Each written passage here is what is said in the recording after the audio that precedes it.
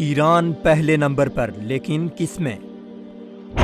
6 دسمبر بروز جمعرات کو ایران کی آغائی حکومت نے 12 افراد کو تختہ دار پر لٹکا دیا۔ سرکاری سطح پر موت کے گھاٹ اتارے جانے والے افراد کی شناخت تاحال نہیں کی جا سکی۔ ایران کے عدالتی ذرائع کے مطابق جمعرات کے روز کرمان جیل میں قید 12 افراد کو پھانسی کے پھندے پر لٹکا دیا گیا ہے۔ بیشتر قیدیوں پر منشیات کے کاروبار میں ملوث ہونے کا الزام تھا، تاہم آزاد ذرائع سے اس کی تصدیق نہیں ہو سکی، کیونکہ اکثر ایران میں سیاسی اور مذہبی مخالفین کو منشیات کے جھوٹے الزامات کے تحت سزائے موت دی جاتی ہے۔ ایرانی جیلوں میں قید زیادہ تر افراد یا تو سیاسی مخالفین ہیں یا پھر اہل سنت مذہب سے تعلق رکھنے والے ایسے لوگ ہیں جن کا جرم سنی مسلمان ہونے کے سوا کچھ بھی نہیں۔ بیجا سزائے موت دینے اور بڑی تعداد میں سیاسی مخالفین کو موت کے گھاٹ اتارنے کی وجہ سے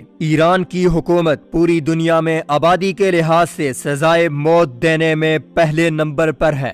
ایمنسٹی انٹرنیشنل کی رپورٹ کے مطابق 2017 میں ایران نے 507 افراد کو سزائے موت دی، جو کہ پوری دنیا میں دی جانے والی موت کی سزاؤں کا 51% ہے۔ ایمنسٹی انٹرنیشنل کے مطابق ایران میں موت کی سزائیں بند دروازوں کے پیچھے دی جاتی ہیں، جہاں ملزم کو وکیل رکھنے کا حق دیا جاتا ہے اور نہ ہی اس کے اہل خانہ کو اس کی کچھ خبر ہوتی ہے۔ موت کی سزاؤں میں عالمی قوانین سے روگردانی میں بھی ایران پہلے نمبر پر ہے۔ ایمنسٹی انٹرنیشنل کی رپورٹ کے مطابق 2005 سے لے کر 2017 تک ایران ایسے 87 افراد کو سزائے موت دے چکا ہے جن کی عمریں گرفتاری کے وقت کم تھیں اور وہ بچوں کی کیٹیگری میں آتے تھے۔ اس کے ساتھ ساتھ ایسے 80 افراد جیلوں میں محبوس موت کی سزا کا انتظار کر رہے ہیں جو کہ گرفتاری کے وقت بچے تھے اور عالمی قوانین کے مطابق ان کی موت کی سزا نہیں دی جا سکتی تھی۔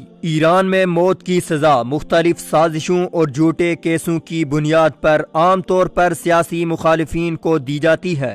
ستمبر 2018 کو اہواز میں فوجی پریڈ پر ہونے والے حملے کی پاداش میں 8 نومبر کو 22 ایسے افراد کو سزائے موت دی گئی جن کا اس حملے سے دور دور تک کوئی تعلق نہیں تھا۔ انسانی حقوق کی تنظیموں کے مطابق ان میں سے اکثر افراد کا تعلق انسانی حقوق کی تنظیموں سے ہی تھا اور ان کا جرم صرف یہ تھا کہ وہ آغائی حکومت کے استحصال اور استبداد پر مبنی نظام کے خلاف گاہے بگاہے اپنی ناتواں آواز بلند کیا کرتے تھے۔ ولایت فقیہ پر مبنی ایران کی آغائی حکومت اپنی عوام کے استحصال اور توسیع پسندانہ عزائم کی وجہ سے مسلم ممالک کے امن و امان کو سبوتاژ کرنے میں مصروف ہیں، جس سے مسلم دنیا کو سبق حاصل کرنا ہوگا اور اس کے توسیع پسندانہ عزائم کے لیے بطور ایندھن بننے والوں کے لیے بھی اس میں عبرت ہے کہ در حقیقت وہ مذہب کے نام پر دجل و فریب کا شکار ہو رہے ہیں۔